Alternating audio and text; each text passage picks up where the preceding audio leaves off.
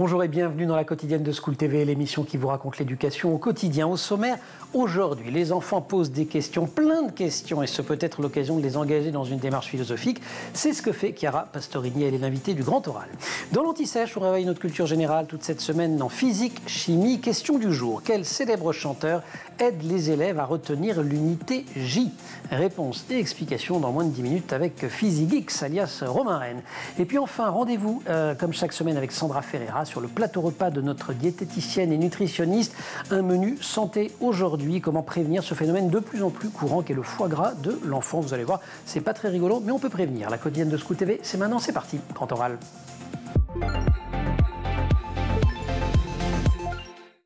Chiara Pastorini, bonjour. Bonjour. Ravi de vous revoir. Je pense que c'est la troisième fois que vous venez en 3 ans et demi sur le plateau de la quotidienne. Pour celles et ceux qui ne le sauraient pas encore, vous êtes philosophe et passionné par la philosophie pour les enfants. D'ailleurs, vous avez fondé il y a une dizaine d'années les Petites Lumières. Ce sont des ateliers qui ont déjà initié à la philo plus de 20 000 enfants et adolescents. Et vous publiez aux éditions Solar un nouvel ouvrage que je recommande vivement à tous les parents d'enfants curieux, donc autant dire a priori à tous les parents, 100 questions hautement philosophiques que vous posent vos enfants. Petite mise à jour pour celles et ceux qui vous découvrent, pour faire de la philo, on se dit qu'il faut quelques repères, quelques lectures, de la méthode, mais en fait, pour entrer dans une démarche philosophique, il n'y a pas d'âge. Non, il n'y a pas d'âge et c'est dommage d'attendre la terminale en France pour commencer à faire de la philo. Pourquoi? Parce que les enfants, très spontanément, posent des questions philosophiques beaucoup plus tôt. De l'âge de 3-4 ans, on peut entendre des questions sur le sens de l'existence, sur la mort, sur la liberté, la justice et plein d'autres thèmes. Donc, l'idée serait de commencer beaucoup plus tôt la philo avec les enfants, je dirais, de la maternelle. Évidemment. Et puis de la faire pour tous les élèves, parce que quand on parle du lycée, Bien sûr, on ne considère pas le lycée professionnel. Et voilà, où les élèves n'ont pas le droit de faire de philo, ce qui est quand même un scandale qui dure depuis longtemps. Exactement, et surtout qu'il faudrait aussi commencer beaucoup plus tôt. Évidemment, il ne s'agirait pas de proposer l'éthique de Spinoza à un enfant de moyenne section. Ce que je veux dire, c'est qu'on ne va pas proposer des textes de la tradition classique écrits souvent dans un langage assez difficile, assez technique, mais on peut outiller les enfants, on peut leur donner les moyens pour apprendre à réfléchir par eux-mêmes. C'est ça, réfléchir par soi-même, développer une démarche quand même, développer l'esprit critique. Bien sûr, développer un esprit critique, leur apprendre ce qu'on appelle, un jargon un peu technique, des habiletés de pensée, donc des compétences de raisonnement, définir des termes, donner des exemples, des contre-exemples, argumenter, parce qu'il ne s'agit pas seulement de faire exprimer les enfants sur un sujet, il s'agit aussi de leur apprendre à justifier. C'est ça, c'est pas la philo, c'est pas juste je donne mon avis ou je pense que j'argumente. Et ça, après, aurait un intérêt qui va bien au-delà de l'atelier philo, parce que ça leur permettrait de devenir beaucoup plus conscients de cette démarche que déjà font spontanément de questionnement, et ça permettrait de faire des citoyens plus responsables et éclairés dans le futur. 100 questions hautement philosophique que vous posent vos enfants. Je vais évidemment pas lire les 100. Je prends au hasard, là je suis sur la table des matières, où j'étais avant de naître, pourquoi il y a des gens racistes, peut-on tout imaginer, peut-on être égaux et différents? C'est vraiment des questions que vous ont posées des enfants pendant tous ces ateliers que vous faites depuis des années? Tout à fait, c'est-à-dire que je n'ai pas seulement entendu ces 100 questions-là, mais beaucoup plus. Bien sûr, mais en tout cas ces 100-là, c'est des vrais. Oui, d'abord dans mon expérience de maman, parce que j'ai 4 enfants et donc j'ai été très tôt confrontée quand même à ces questionnements par mes propres enfants, et puis surtout, comme praticienne de la philosophie, j'interviens depuis plus qu'une dizaine d'années avec les enfants, notamment dans les écoles, mais aussi dans la cité. Et donc, j'ai souvent enregistré, retranscrit tous ces échanges et noté les questions qui revenaient le plus souvent. Et ce sont de vraies, de belles, de grandes questions philosophiques. Alors, vous nous les proposez pêle-mêle dans le livre, mais elles s'inscrivent en fait dans des différentes branches de la philo. Je vais commencer avec celle qui n'est pas forcément la plus simple, qui est la métaphysique. Donc déjà, en 2 mots, la métaphysique, ça s'intéresse à quoi? Alors, la métaphysique, déjà Aristote nous le disait, c'est la philosophie première. C'est la branche de la philosophie qui s'intéresse à l'être, à l'essence des choses. Donc, en métaphysique, on va essayer de comprendre ce que les choses sont en réalité. Et c'est pour ça que j'étais super surpris de retrouver dans la branche métaphysique la question qui a décidé que 2 + 2 = 4. Parce que là, je me suis dit, c'est un truc, c'est la raison, c'est le... Et en fait, non, c'est la métaphysique, 2 plus 2 égale 4. Enfin, ça peut en être, en tout cas. Ça peut relever de la métaphysique. Pourquoi? Parce que justement, cette question relève aussi de la nature du nombre. Et donc, c'est toujours la nature des choses. Et ça, c'est une question qui avait émergé lors d'un de mes ateliers à Sarcelles, il me semble, dans une classe de CP. Et au début de chaque cycle d'atelier, en général, on familiarise les enfants à la philosophie. On essaye de les amener à faire une distinction entre des questions philosophiques, des questions non philosophiques. Et donc, un enfant, pour donner un exemple de questions non philosophiques, avait demandé est-ce que 2 plus 2 égale 4 ? Pourquoi ? Parce qu'on considère que c'est une évidence. C'est une évidence, qu'on ne remet pas en question que même que 2 plus 2 égale 4. J'aurais pu être cet enfant. Ouais. Une seule réponse possible. Et en fait, une autre petite fille, quand elle a entendu cette question-là, tout de suite, elle a dit « Mais qui a décidé que 2 plus 2 égale 4 ?» Et donc, moi, j'ai retranscrit cette question que j'ai trouvée plus intéressante qu'évidemment l'autre question, la première, et pour donner des pistes de réflexion aux parents dans cet ouvrage. J'ai fait notamment référence à 2 visions du nombre, de la nature du nombre. D'abord, on peut considérer le nombre comme quelque chose, comme une convention. Tout le monde est d'accord pour dire que ça fait 4, donc ça fait 4. Voilà, on s'est mis d'accord, mais comme le suggère le dramaturge norvégien Ibsen, sur Jupiter, on pourrait peut-être imaginer que 2 plus 2 égale 5. Donc c'est une convention, mais qui pourrait aussi être autrement. Ce n'est pas tout à fait l'avis d'un philosophe, d'un philosophe grec antique, c'est-à-dire Platon. Pourquoi ? Platon nous dit que les nombres ont une nature, des choses mathématiques, les appelle, ont une nature qui est entre les idées et les choses sensibles. Donc, les choses mathématiques, c'est quoi ? Voilà. C'est entre les deux. C'est entre les deux, parce que comme les idées, qui pour Platon représentent la vraie réalité, les nombres sont immuables et éternels, mais contrairement à ces idées-là, les nombres ont aussi une nature multiple. 1, 2, 3, 4, ce n'est pas la même chose, comme les choses du monde, comme ce livre, cette table, etc.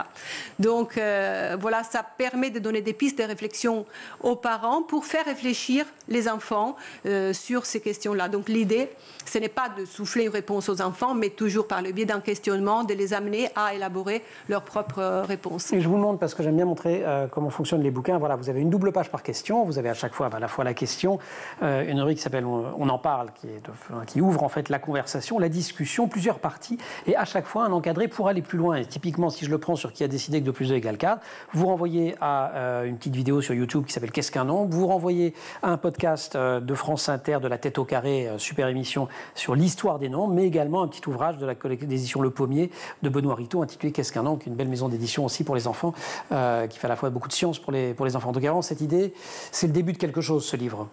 Oui, bien sûr. C'est-à-dire qu'au début de la double page, il y a toujours une situation concrète. Comme ça, on comprend comment cette question philosophique surgit vraiment du quotidien de l'enfant, que ça peut être à la maison, à l'école, dans la rue, etc. Piste de réflexion pour les parents, pour nourrir la discussion avec leurs enfants. Et puis, effectivement, c'est encadré où il y a des ressources pour aller plus loin. Et ça peut être des podcasts, des albums de littérature jeunesse, des dessins animés, des vidéos, des jeux. C'est-à-dire que ce n'est pas forcément des supports inducteurs conçus pour faire de la philosophie, mais aussi des supports qui peuvent vraiment être conçus pour s'amuser ou faire réfléchir en tout cas. Et ça montre à quel point la philo irrigue absolument toutes les disciplines. C'est un peu commun de le dire, mais là vous le confirmez, vous le vérifiez. Chiara Pastorini, on va se retrouver dans quelques instants après l'Anti-Sèche. On ne révise pas la philo, on révise la physique, avec une question qui n'est pas une question philosophique, mais une question physique. Quel célèbre chanteur aide les élèves à retenir l'unité J ? Mystère, hein, la réponse.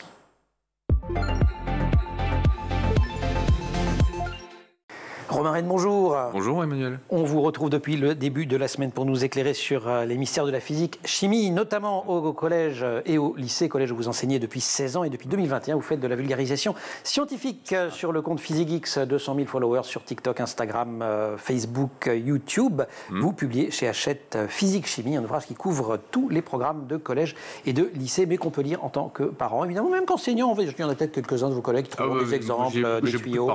J'ai beaucoup de parents qui ont lu mon livre, déjà. Mais là, on a plutôt une question pour les élèves quand même, qui est quel célèbre chanteur les aide à retenir l'unité J? Ah, évidemment. Vous allez mimer la réponse. Ici, c'est le J, c'est Joule. Bah voilà. Alors, je suis pas grand. Alors, Joule pour le Joule. Joule pour le Joule, effectivement. Joule pour le Joule. Pourquoi c'est important de mesurer le Joule? Pourquoi c'est important? Parce que c'est l'unité de l'énergie. Puis l'énergie, je crois que c'est un petit peu un thème qui est récurrent. D'actualité, et pas seulement dans les programmes. C'est ça, il n'y a pas que le Joule, évidemment, mais c'est l'unité du système international pour mesurer l'énergie. Évidemment, il y a le kilowattheure ou la fameuse calorie qu'on trouve sur les paquets de gâteaux. D'ailleurs, sur les paquets de gâteaux, c'est marqué en kilojoules aussi. Vous avez d'équivalence. Il y a les deux colonnes. Joule. Non, je vais essayer de le mais faire. merci à Joule parce que c'est vrai que ça nous donne un moyen mnémotechnique imparable. Ils s'en rappellent. Les élèves s'en rappellent. Les formes d'énergie, on en distingue 6. Les 5-6, effectivement. On a l'énergie électrique, l'énergie thermique qui est liée à la chaleur. Donc ça, c'est la circulation des électrons. Voilà, c'est ça. L'énergie thermique qui est liée à la chaleur. On a l'énergie nucléaire qui est liée à tout ce qui est réaction au sein d'un atome. Et comme on a révisé les atomes en début de semaine, on sait tous comment ça marche. Voilà, on n'a pas été jusqu'au noyau. Enfin, si on était au noyau, on est au noyau à un moment donné. On n'a pas été encore jusque-là. Ouais. On a l'énergie mécanique qui est liée au mouvement. Voilà. Qu'on appelle aussi l'énergie cinétique, c'est ça? Alors, du coup, l'énergie mécanique, elle comprend deux énergies. Ouais, voilà. Il y a le mouvement et la cinétique. Alors, il y a la cinétique, la vitesse, et l'énergie potentielle de position qui est liée à l'altitude, du coup, à la pesanteur, à la gravité. On a l'énergie chimique, effectivement, qui est liée à tout ce qui est réaction chimique, tout ce qui est transformation, combustion, etc. Et l'énergie lumineuse qui est liée à l'échange de photons. Avec un grand principe, si on doit en retenir un, c'est que l'énergie, elle ne disparaît jamais, elle se transforme. Exactement. C'est pas exactement Lavoisier, rien ne se perd, rien ne se crée, tout se transforme, mais c'est la même idée quand même. On part du principe que l'énergie, on la fabrique forcément pas sur quelque chose, et puis elle ne disparaît pas, elle se transforme en autre chose. Vous avez des exemples pour ça, le parachute ou les montagnes russes? Effectivement, quand on est en montagne russe, on peut monter un wagonnet de montagne russe. Alors c'est un moteur qui va utiliser de l'énergie thermique pour transformer ça en énergie de mouvement, pour monter jusqu'en haut le wagonnet. À partir de là, on va le lâcher. Et cette énergie de mouvement va être convertie. Donc quand votre wagonnet va chuter, il va gagner de la vitesse et perdre de l'altitude. Donc il va perdre de l'énergie de position et gagner de l'énergie cinétique, jusqu'à arriver en bas où quand il va remonter, il va ralentir, mais gagner de la hauteur. Enfin, tout est échange d'énergie, tout ça. Voilà. Si vous n'avez pas envie de l'expliquer comme ça, parce que c'est un peu compliqué de l'expliquer comme ça sur une copie, il faut des petites formules, mais qui montrent qu'on retrouve cette énergie. Pour en produire les centrales, en fait, alors on parle souvent des centrales nucléaires, en France on en a beaucoup, mais il y a aussi les hydrauliques, les solaires, mais en fait le principe est le même. En fait, c'est ça que j'adore apprendre ça à mes élèves, toutes les centrales fonctionnent sur le même principe. Il y a deux cas, en fait, c'est soit on a déjà l'énergie, en fait c'est l'énergie de mouvement qui est apportée par un élément, on va voir lequel, qui est passé dans ce qu'on appelle un alternateur, et cet alternateur c'est un converteur d'énergie, il transforme l'énergie qui est liée au mouvement en énergie électrique. Et le mouvement, ça peut être le mouvement des marées. Alors ça peut être effectivement, ça peut être pour les éoliennes, c'est le vent. C'est le vent, voilà. Donc il y a deux solutions. Soit on a notre énergie liée au mouvement dès le départ, c'est-à-dire le vent qui souffle, l'eau qui coule dans les barrages hydrauliques. Et à ce moment-là, super, parfait. Soit on faut la fabriquer. Et comment on la fabrique? Et en fait, on fait bouillir de l'eau, tout simplement. Donc en fait, la centrale nucléaire, centrale thermique à gaz ou à charbon. C'est une grande bouilloire. C'est des grosses bouilloires. C'est des grosses bouilloires. C'est ça. Il y a des sources d'énergie, vous en avez cité, qui sont renouvelables, comme le soleil, l'eau, la biomasse, qui, en tout cas à l'échelle humaine, elles sont, on se dit qu'elles sont inépuisables. Et puis le problème, c'est le non renouvelable. Le non renouvelable, on va arriver à des limites. Mais ça, je pense que j'apprends ça à personne. Le pétrole, le charbon, l'uranium, à un moment, on va en manquer. Donc effectivement, l'objectif, c'est de diminuer la part des énergies qui sont non renouvelables pour augmenter la part des énergies renouvelables. Mais peut-être qu'avec l'hydrogène, plus tard... C'est une autre source, c'est la source du futur, l'hydrogène. C'est pour ça qu'il y a beaucoup d'usines qui ouvrent, qui tentent de fabriquer de la batterie hydrogène. Et on a trouvé apparemment un grand gisement en Lorraine qui ferait que la France serait très compétitive là-dessus, mais voilà. Bon, et ça changerait peut-être le mix énergétique français qui est dominé par le nucléaire, vous le rappelez, 65% quasiment. L'hydraulique et l'éolien autour de 10%, le solaire 4%, le thermique, j'aurais dû le dire avant, fossile 6%. Oui. Ce qui est intéressant aussi et qu'on essaye d'utiliser, c'est que quand on pratique cette fameuse conversion, donc on a une énergie d'un côté, on a notre alternateur, on le convertit en énergie, il y a quand même un petit peu de de perte. Ah bah, de toute façon, c'est sûr que si on avait alors, c'est ce qu'on appelle le rendement. Hein, le rendement de conversion d'énergie, c'est ce qu'on récupère sur ce qu'on a misé. C'est ça. Bon, il est jamais à 100%. Et au contraire, il est plutôt à des pourcentages. Par exemple, pour une centrale nucléaire, c'est 35% le rendement. C'est assez faible. Hein. Il y a beaucoup d'énergie qui est perdue, thermique. Il y a des systèmes d'échange. Voilà. Pourquoi quand je mets, je ne sais même plus si c'est dans votre bouquin, pourquoi quand je mets la main derrière mon frigo, c'est chaud? Pourquoi ça? Parce que c'est une question que j'aimerais que quelqu'un que je connais bien écoute la réponse là maintenant, parce qu'on a des débats. C'est parce que le principe, ça c'est de la thermodynamique, c'est qu'en fait pour qu'il fasse froid, ça c'est ce qu'on appelle la détente de Joule. Justement, on y revient.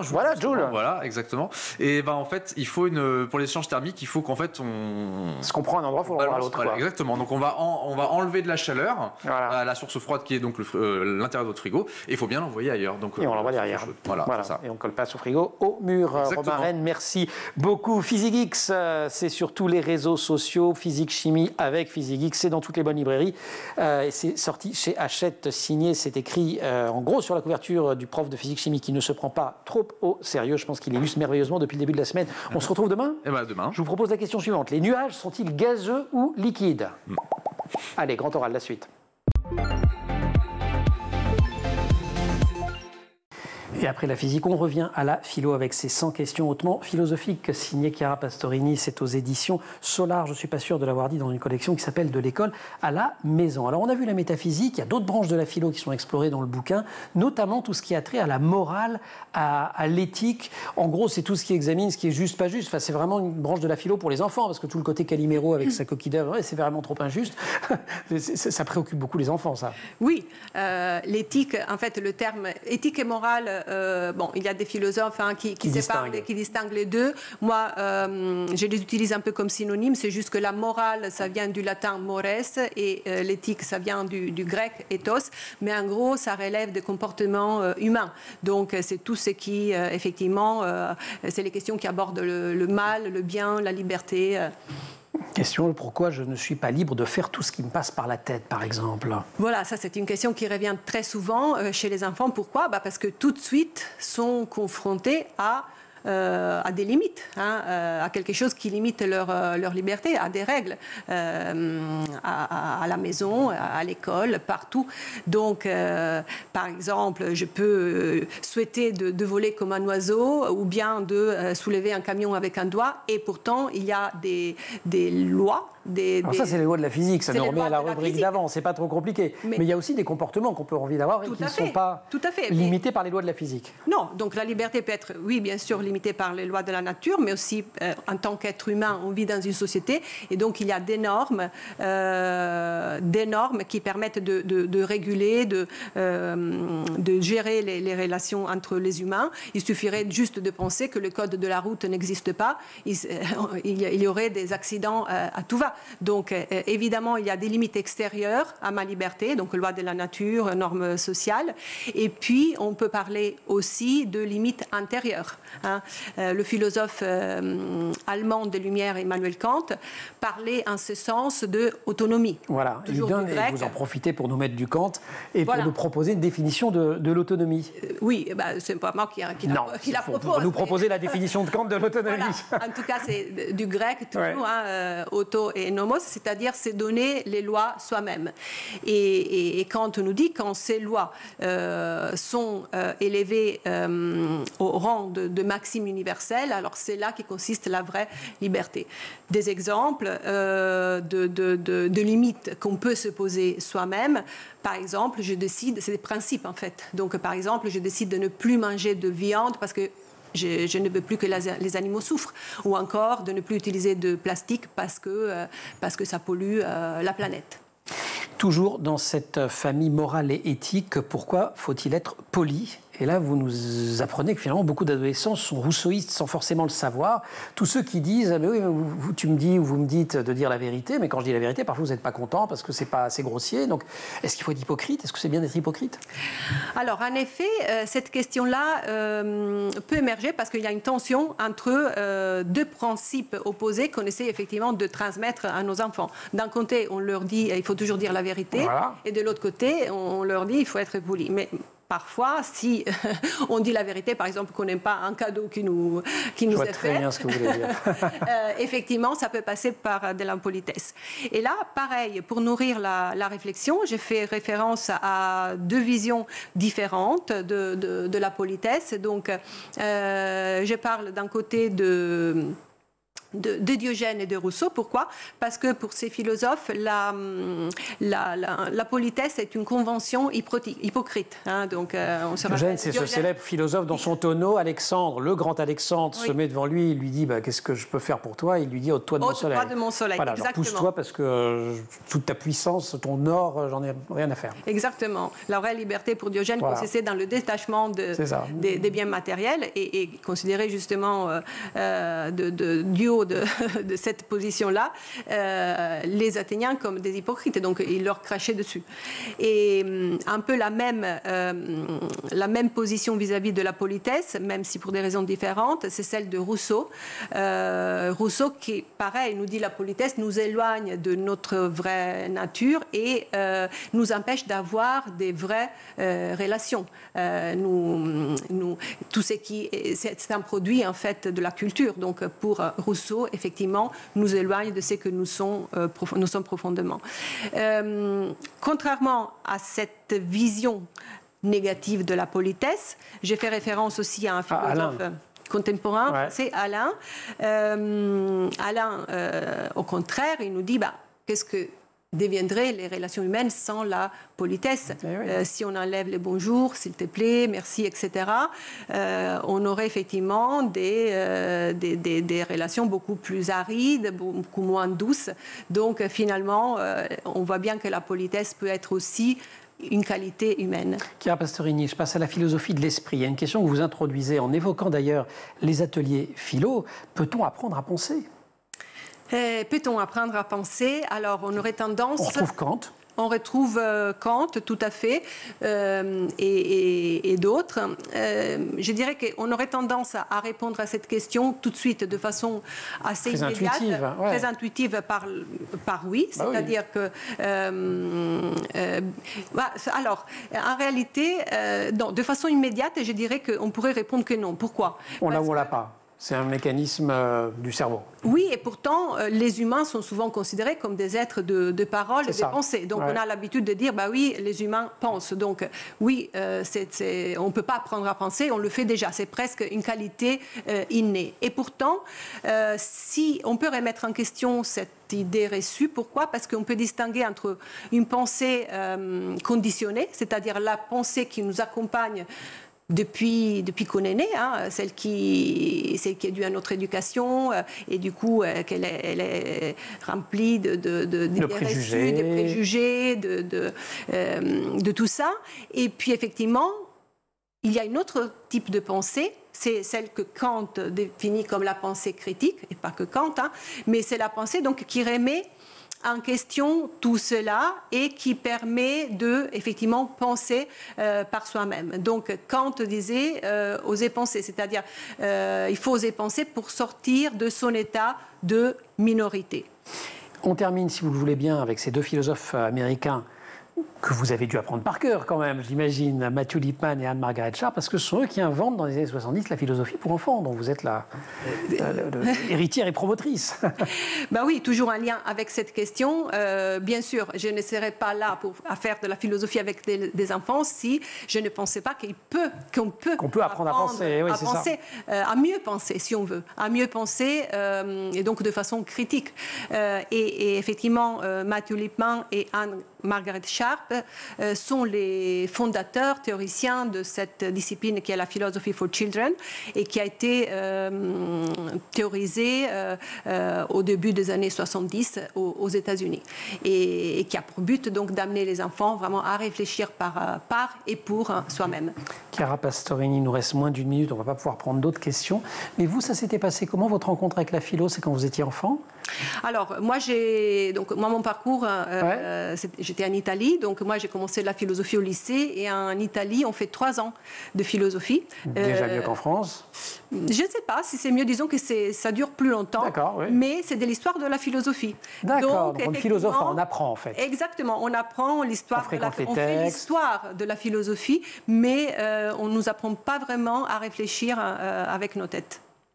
D'accord. Bon, allez, il faut inventer un nouveau système qui soit ni tout à fait le système italien, ni tout à fait le système français. Ça peut être le système Pastorini ou celui des ateliers que vous avez créés, les petites lumières qui existent toujours. Bien sûr. Hein, on peut toujours. On va sur Internet et le site. Depuis plus que 10 ans, tout à fait. Et voilà.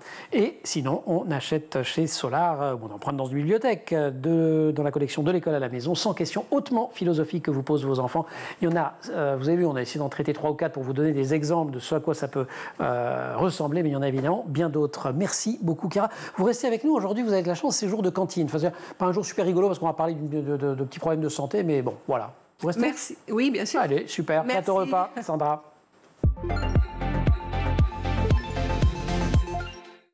Et dans 3 jours, le 8 juin, ce sera la journée mondiale de l'ANASH, la NASH. Et c'est donc l'occasion de rappeler l'importance de la prévention, du dépistage et de la prise en charge de cette maladie. Sandra Ferreira, bonjour. Bonjour Emmanuel. Vous êtes diététicienne et nutritionniste. La NASH. La NASH, qu'est-ce que ça veut dire? Donc c'est un acronyme qui veut dire non-alcoolique stéatohépatitis, ou en français stéatohépatite non-alcoolique. Et en encore plus français? En encore plus français, c'est-à-dire le foie gras. Et là, on va parler du foie gras de l'enfant. Mais voilà, comme le foie gras des oies, des canards? Comme le foie gras des oies, réellement. Malheureusement, j'ai envie de dire, c'est pas une image, c'est le foie qui va se remplir de graisse, qui va s'enflammer et qui va s'abîmer au long terme. Et pourquoi les enfants sont-ils touchés? Alors, les enfants vont être touchés et à la fois à cause d'un problème d'alimentation et à la fois à cause d'un problème de mode de vie, trop de sucre, trop de gras, pas assez d'activité physique, et ça c'est le cocktail qui est parfait malheureusement pour que leur foie commence à souffrir. Et c'est pas, Emmanuel, qu'une question de poids. En fait, il suffit juste de mal manger, on va dire, et de pas faire assez de sport, et on peut être normopondéral, c'est-à-dire avoir un poids tout à fait dans les normes et avoir ce problème de NASH. Néanmoins, sur les causes, on retrouve un tas de conseils qui sont des conseils généraux. Voilà, les causes en général, c'est si votre enfant boit énormément de choses sucrées, hein, des sodas, des jus industriels, des sirops, mange des aliments ultra transformés, des fast-food, des snacks, des plats préparés. Et encore une fois, c'est l'accumulation, hein, c'est la dose qui fait le poison. L'excès de sucre caché dans certains aliments, comme les biscuits, les céréales du petit déjeuner, ou les yaourts, et le manque d'activité physique. Le cumul de tout ça peut créer la NASH. Et alors, quelles sont les conséquences de cette NASH? Inflammation du foie. C'est ça, inflammation du foie. Avec le temps, cela peut entraîner ou une fibrose, ça veut dire que le foie va devenir dur, ou une cirrhose, qui veut dire que le foie ne va plus trop bien fonctionner. Et dans des rares cas, et j'insiste sur rare, un cancer du foie à l'âge adulte. Le but n'étant pas de faire peur, mais je vais vous donner des solutions juste après. Ouais. Le vrai problème de la NASH... Ça se dépiste? Alors ça se dépiste, mais c'est silencieux. C'est-à-dire qu'en général, on va le découvrir. Il n'y a pas de signe visible. On va le découvrir lors d'une prise de sang ou d'une échographie, tout simplement. Allez, comment on prévient? Bon, ça se prévient, et je vous rassure, si votre enfant a cela, ça peut se régresser, même les adultes, hein. On peut revenir en arrière, pardon, mais il faut agir tôt, et ça tombe bien, chez l'enfant, on agit souvent tôt. C'est du bon sens, Emmanuel, comme d'habitude. Des fruits, des légumes à chaque repas, du fait maison le plus souvent possible, de l'eau, et rien que de l'eau pour s'hydrater, moins de viande rouge, plus de poissons gras, hein, qui sont riches en bonnes graisses, comme les oméga 3, et puis réduire les produits industriels, les sucrés, les gâteaux, les céréales, les bonbons, et bouger, mais peu importe, hein, pas forcément du sport, au sens où on va faire un jeu de ballon avec ses enfants, on va faire un peu de vélo, de la danse, tout ça, ça va être important. Ok, et comme les enfants apprennent beaucoup par imitation, j'imagine que les parents sont censés donner l'exemple? Et oui, les adultes, toujours. C'est vous qui montrez l'exemple à vos enfants, c'est vous qui permettez à vos enfants d'adopter de bonnes habitudes en famille. Le repas, c'est un moment toujours pareil, hein, agréable, on mange, on parle, c'est vraiment très agréable, et des simples petits changements peuvent tout changer. Un goûter avec une pomme et quelques amandes plutôt qu'un paquet de biscuits, on remplace le soda avec de l'eau au dîner, tout simplement. C'est pas des grosses différences. Non, en fait. non, non. Et au niveau de la vraiment, santé, ça vous fait... ne punissez pas votre enfant, au contraire, vous lui permettez d'avoir une meilleure santé. Et comme ça, après, il vous dit merci. Exactement. C'est super. Voilà. Sandra, merci beaucoup pour tous ces conseils. Et pour en savoir plus, j'imagine qu'il y aura plein d'activités ou des infos sur le site internet autour de cette maladie. Donc, c'est une journée mondiale le 8, c'est dans 3 jours. Merci beaucoup aussi à Chiara Pastorini de nous avoir rendu visite sur ce plateau sans questions hautement philosophique que vous posent vos enfants. C'est le titre de votre nouveau livre, l'ouvrage indispensable pour les enfants, pour les parents d'enfants curieux. Mais alors, pour les enfants de parents curieux aussi, remarquez. Pourquoi pas? Parce que c'est comme pour l'alimentation, il faut que les parents donnent l'exemple quand même. Exactement. Voilà. Et c'est chez Solar. Merci aussi à toute l'équipe de l'émission. Laure Audemont au maquillage, Marine Plantec et Dylan Coller à la préparation de l'émission. Marine qui est en régie aujourd'hui avec Thibaut Goury-Lafont au son et Romain Luc à la réalisation. Vous restez sur School TV, vous nous retrouvez nous en permanence sur Internet et sur les réseaux sociaux.